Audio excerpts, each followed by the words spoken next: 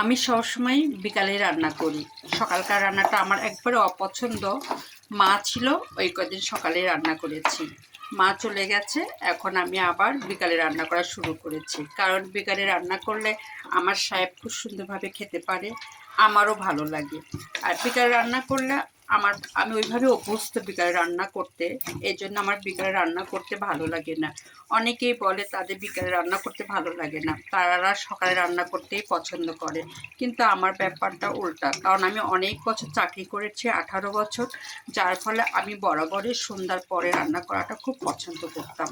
আর সন্ধ্যার পরে ছাড়া আমি তো রান্না গুছিয়ে ফেলতে পারতাম না। এই জন্য আমার তখন থেকে আমার অভ্যাস বিকালে বা সন্ধ্যায় রান্না করা। এর জন্য আমার কাছে বিকালে রান্না করাটাই ভালো লাগে বা সন্ধ্যায় রান্না করাটাই ভালো লাগে। সকালে রান্না করাটা আমার কাছে খুব প্যারা মনে হয়।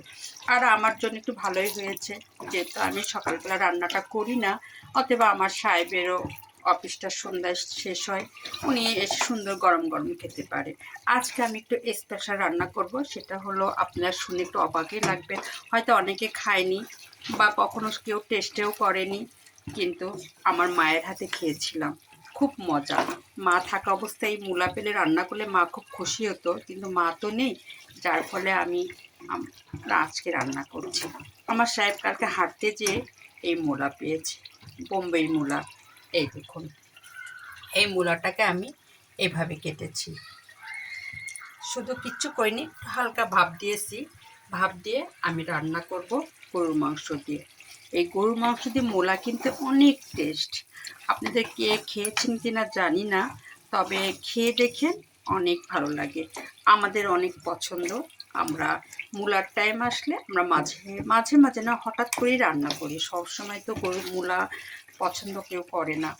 আর মূলার যে আলুই বেশি ব্যবহার করি, তবে আজকে একটু স্পেশাল করব মূলা দিয়ে গরুর মাংস, যেটা আমার পছন্দ।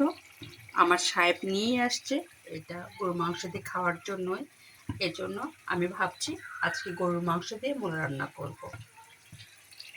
তার জন্য আমি কি করেছি, মাংসটা সুন্দর করে আগে কষিয়ে নিয়েছি। এই দেখুন, আমার মাংস রান্না কষাটা দেখলে আপনারা বুঝবেন, একবার লাল লাল করে মাংসটা কষাই ফেলছি, কালারটা খুব ভালো আসছে, পুরা কষানো হয়েছে বিধায় পুরা দেখুন কালারটা বাদামি কালার আসছে। এই দেখুন, এখন আর তেমন কষাবো না, এখন আমি মানে মূলাটা যে ভাপ দিয়েছিলাম, সেই ভাপে দেওয়া মূলাটা পানি ঝরিয়ে, এই দেখুন এইটা এখন আমি পুরাই গরু মাংসের মধ্যে দিয়ে দেব। কারণ আমি আজকে প্ল্যানিংই করেছি গরুর মাংস দিয়ে মূলা রান্না করব, আর সেটা হলো আমাদের পুরো পরিবারের জন্য। আমার ছেলে নিয়ে একটু কিন্তু আছে, ও কি করবে আমি জানি না, তবে সব কিছুতে টেস্টের দরকার আছে। ও হয়তো আমি যখন বললে আমার মায়ের হাতে খেয়েছি, ও হয়তো কোনো একদিন যখন আমি থাকবো না, ও তখন বলবে আমার মায়ের হাতে মূলা দিয়ে গরু মাংস খেয়েছি, এই জন্য ওকে আজকে খাওয়ানোর চেষ্টা করব, খাওয়াবো। এই জন্য আজকের রেসিপি আমার গরুর মাংস দিয়ে মূলা, হেভি টেস্ট। আপনারা খেয়ে দেখেন, খুব ভালো লাগে।